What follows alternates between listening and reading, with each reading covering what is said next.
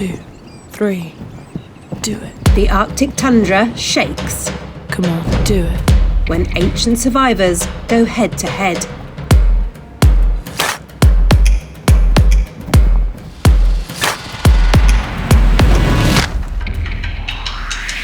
Come on, do it. Muskox muscle could give anyone a headache. But behind every fight is an unlikely hero. Adlatok has roamed the tundra for more than a decade. The wise leader of her family, the matriarch. Her bloodline goes back more than 100,000 years. Her ancestors roamed with mammoths and woolly rhinos, but somehow these hardy herds outlived them all.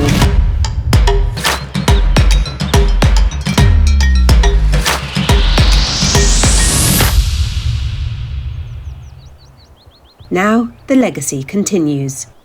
By her side, the latest addition, Aput. His name means snow, fitting for his tundra home. He was born in April. His mother, like all the cows in the herd, timed his arrival for the first riches of the tundra's brief spring. But even now, blizzards are frequent. It seems all seasons come in a day. Luckily, he was born with one of the most powerful weapons to beat the Arctic cold. A unique wool called qiviut. Softer than cashmere, yet 8 times warmer than sheep's wool, it's giving muskoxen the competitive edge in this frozen world.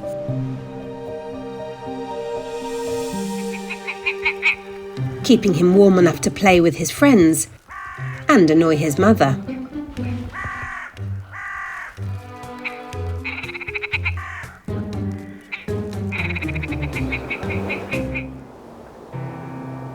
As the light spring snow melts, it reveals a land of opportunity. At first glance, the tundra is bleak. It's too cold here for forests. A rolling, featureless landscape as far as the eye can see. But this far north, daylight hours get longer, until in high summer, the sun never sets.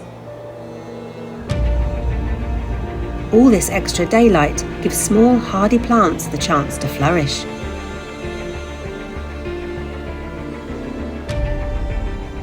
Even bees can make a living on the sudden colourful bloom. This is a salad bar for the muskoxen.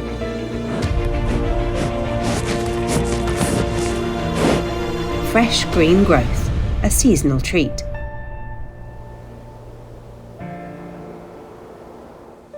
Though little Aput is still dependent on his mother's rich milk.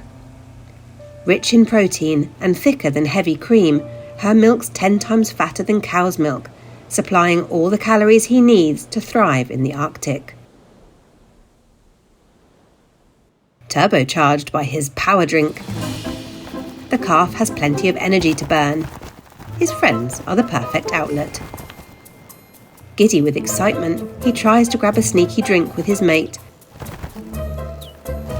But this mum doesn't want gate crashers. But his feelings aren't hurt. There's plenty of distraction. All around, birds are discreetly settling to nest on the tundra. Many have migrated thousands of kilometres to get here, ready to exploit the long days of summer. The calf's curiosity is cause for concern.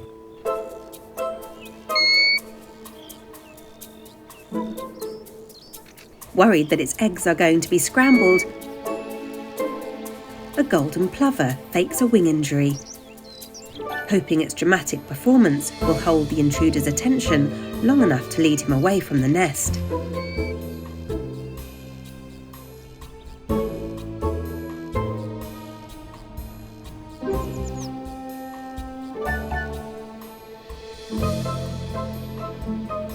Most of the birds are here for insects, which emerge to get their breeding underway. They don't represent competition to Adlatok and her herd as they graze the fresh new grass. But these behemoths do have competition. There are grazers everywhere, chowing down on the tundra plants. But they're hard to see. Appet might find himself literally looking down his nose at them. Lemmings.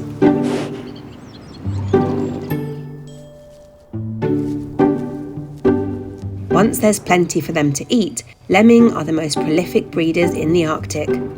Thanks to their active sex lives, a single female can produce 100 babies per season. They shape the tundra vegetation as much as the bigger grazers, and in turn provide food for other families of snowy owls and Arctic foxes. There is food for everyone. Most plants can feature on the Muskox menu. It's too cold here for big trees, only miniatures, shrunken to harden them against the cold, dwarf birch and willow.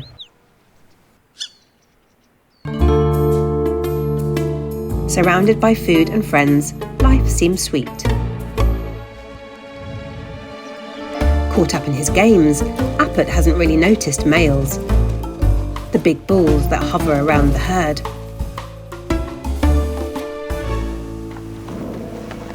Much heavier than the females, and with bigger horns that grow together to join in a bony boss, like a heavyweight monobrow. Many of the bulls roam alone, but they like to be close to potential lovers, and Adlatok knows it can be useful to keep them keen. In this nursery, there's more than just sudden snowstorms to keep the herd on their hooves. An Arctic wolf. Arch enemy since before human history began. Adlatok knows what to do. When predators are spotted, muskox pull together into a tight group, Appet and the other youngsters in the centre, and sharp horns pointing outwards. It's just the one wolf at the moment. He's not likely to try and tackle the wall of protective mums. But the rest of the pack isn't far away. He considers his options. But when one of the bigger bulls steps in, it's time to go.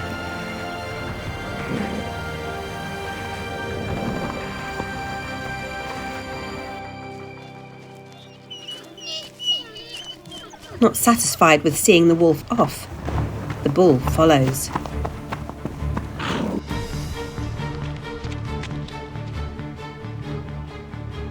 A move that could spell disaster for the pack. This is their home, their den. Instincts run deep. The muskox bull knows that if he kills the cubs, it will reduce the threat to his own bloodline. The little ones have the good sense to go to ground.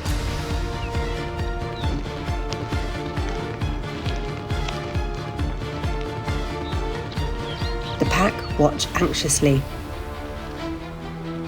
With such vulnerable youngsters to provide for, they don't want to mess with a load of bull.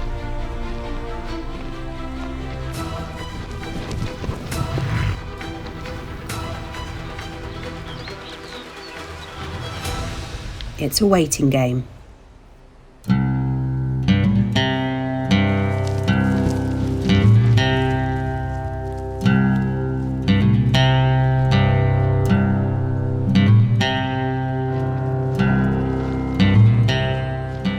But once he's lost interest,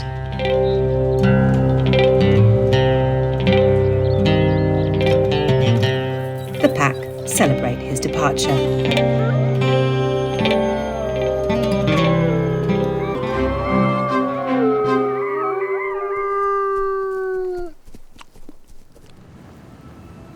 Temperature is rising on the tundra.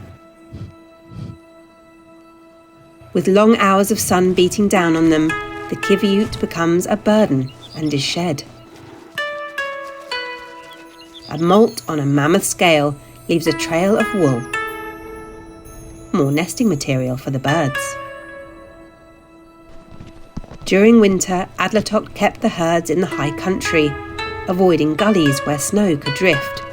But now she guides them to the low, lush pasture. They are not alone. Arctic hares thrive on the open plains, and they provide a pit stop for passing herds of reindeer on their endless migrations.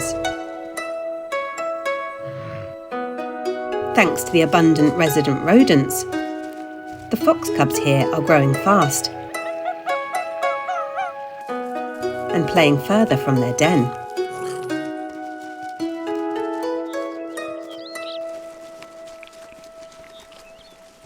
They torment a lone muskox bull.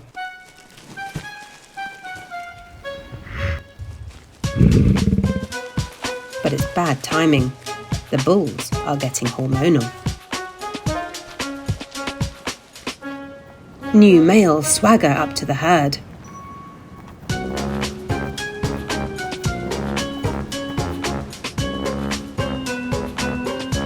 Appet peers around his mother. These huge bulls are an intimidating sight for the young calf, but he can't hide his fascination. Although the breeding season is still a way off, the bulls are already planning, sizing each other up, pawing the ground to flex their muscles, and rubbing their faces on the ground to mark it with their scent. Some even start to test their strength. In the herd, the females have hierarchy, the matriarch at the top. The males have a pecking order of their own, and this is how they sort the men from the boys. A bit of strutting and gentle headbutting is like arm wrestling. They are figuring out who the competition is, who they don't need to fight, and who they can avoid. Fascinated and inspired, Appet and his friends play fight to practice the moves, though it will be years before they carry any weight. But Adlatok knows how to calm things down. She's brought them to the low country on purpose. Crystal clear meltwater from the snow, a muskox spa. What better way to beat the heat?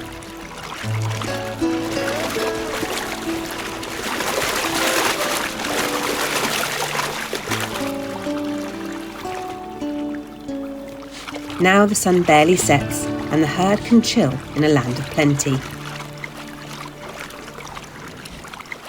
But inside the Arctic Circle, seasons don't last long. Slowly, lush greens are replaced with a carpet of yellows and reds, a signal that autumn has arrived. It means the herds must soon endure plummeting temperatures and puts pressure on them to gain as much fat as they can. They depend on Adlatok to guide them to the best feeding grounds. And she knows autumn brings seasonal treats, fungi and lichen, rich in minerals and protein, helping the herd to stock up.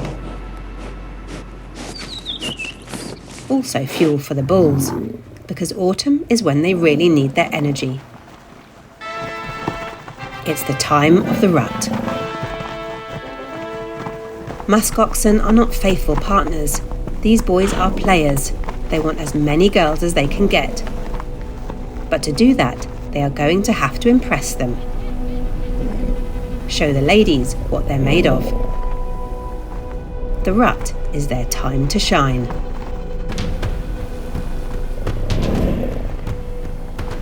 They strut.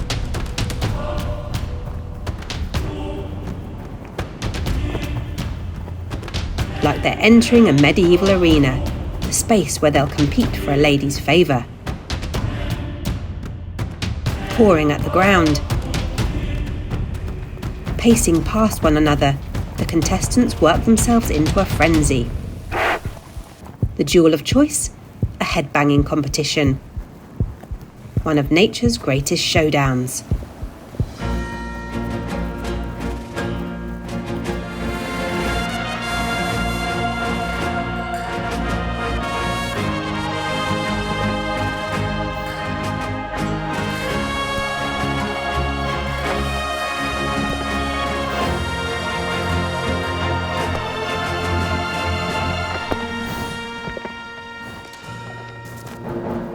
Like duellers with pistols, they march to 50 paces.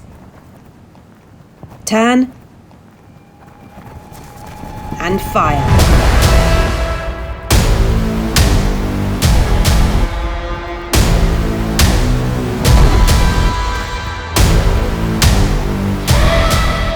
Full pelt, reaching 60 kilometers per hour.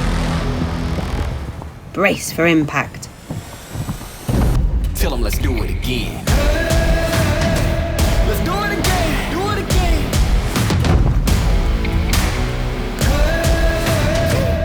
Do it again. Do it again. Like a head-on crash, the force of this blow would kill most animals. Let's do it again. Do it again. You know what we doing. But the bulls turn, walk,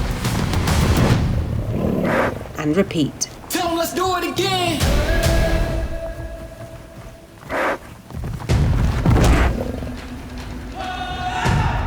Their horns that meet in the middle have created a crash helmet of keratin, the same stuff our fingernails are made of, and it can flex, helping to absorb the blow.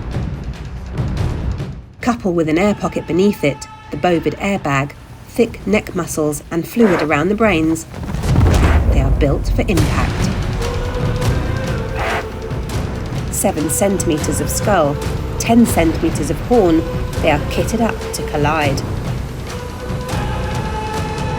But they are not immune. Even with all these adaptations, the headbutting takes its toll.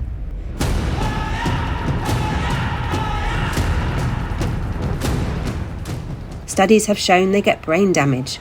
Collisions have even been fatal. No wonder it impresses the cows.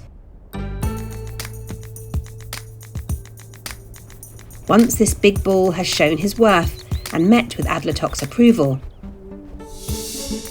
he'll have full mating rights with the herd for the season, and next spring their calves will be his. Not that she's planning to make it easy. For a little while longer she plays hard to get, just making sure he's the father she wants for her calf.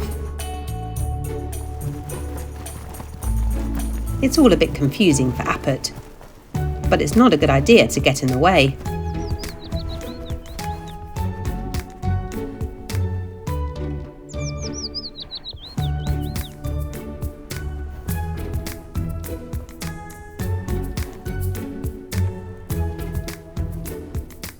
She eventually concedes.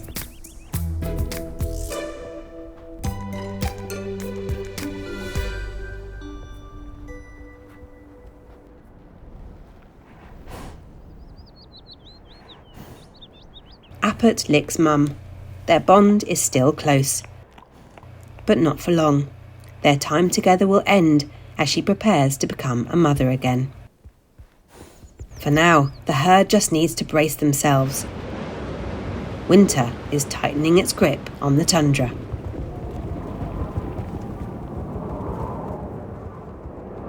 Already their long winter guard hairs are back, keeping moisture from the thick layer of qiviut below.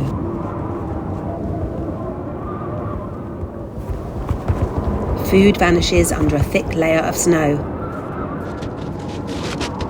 Now heads and hooves become snowplows to excavate what they can. Having moved them back to higher ground, Adlertok keeps the herd in the same place. Being less active will help save energy, and resting close together, they can share body heat. The only glitch in their plan: hungry wolves.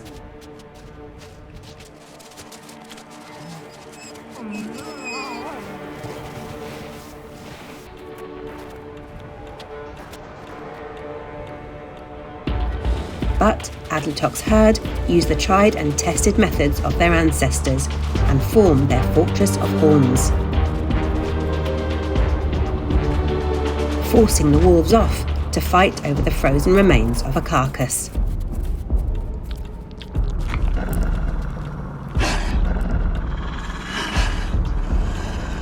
A formula for success, the muskoxen have lived by these means for hundreds of thousands of years with little need to change.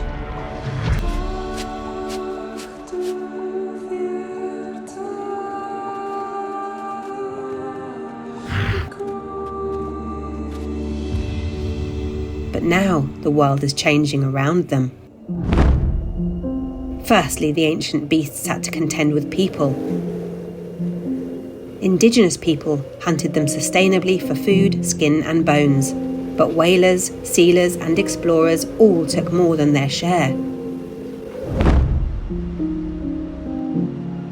When the muskoxen formed their defensive circles, people with shotguns could take whole herds. Once roaming the whole Arctic Circle, only small herds survived in Canada 100 years ago. Thanks to protection, their numbers have increased and they have been used to restock some of the places they had formerly lived. But it might not be enough to save their kind. Because of climate change, weather patterns are more extreme. Warmer winters mean rain falls on the Arctic, and it freezes as a hard layer over the snow, making it difficult for animals to dig for food. Herds can starve to death.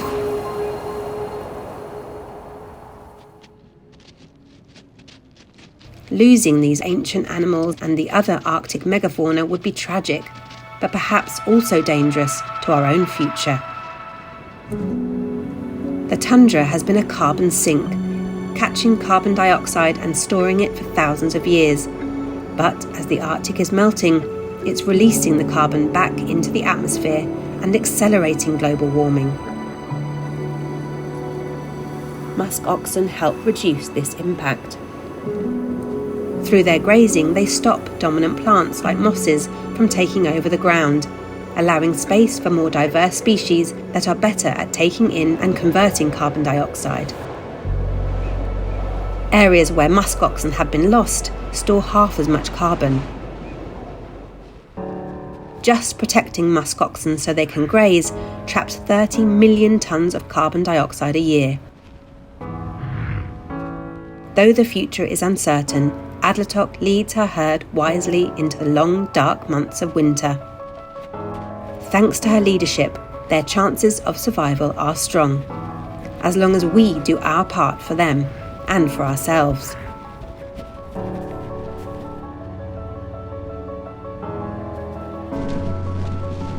These shaggy survivors are Ice Age ambassadors, warning us with a message from the past to help protect our future. For our own sakes, we need to listen to wildlife. For that reason, like, share and subscribe to Wild for the World to help us share the love of nature.